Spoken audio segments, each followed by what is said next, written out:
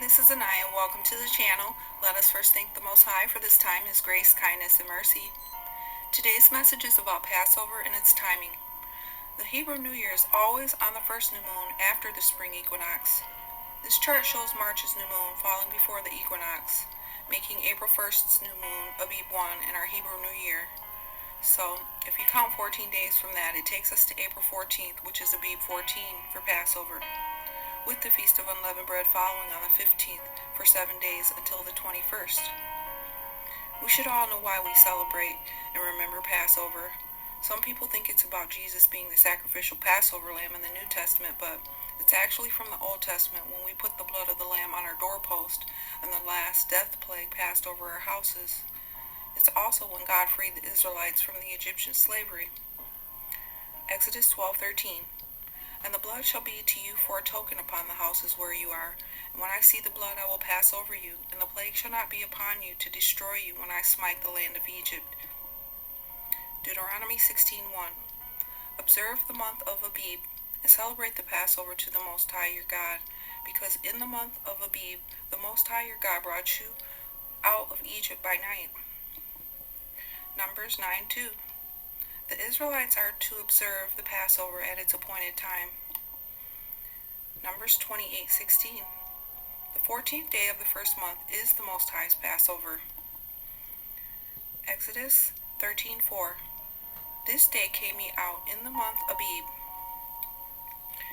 Exodus 12:14. And this day will be a memorial for you, and you are to celebrate it as a feast to the Most High, as a permanent statute for the generations to come. Leviticus 23:4-6. These are the Most High's appointed feasts, the sacred assemblies you are to proclaim at their appointed times. The Passover to the Most High begins at twilight on the 14th day of the first month. On the 15th day of the same month begins the Feast of Unleavened Bread to the Most High. For 7 days you must eat unleavened bread.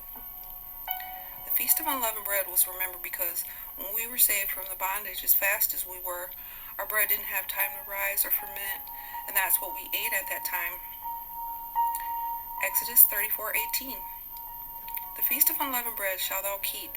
7 days thou shalt eat unleavened bread, as I commanded thee in the time of the month Abib. For in the month Abib thou camest out from Egypt. Observe means to notice or perceive something and register it as being significant. Proclaim means to announce and officially or publicly. Keep means to have or retain possession of or cause to continue in a specified condition, position, or course. I felt compelled to put these definitions in because some people think that we have to actually sacrifice or do burnt offerings to be acceptable to God. According to Jeremiah 7:22 and 23, we're not commanded to, but we are to follow commandments and worship God alone. For I spake not unto your fathers, nor commanded them in the day that I brought them out of the land of Egypt concerning burnt offerings or sacrifices.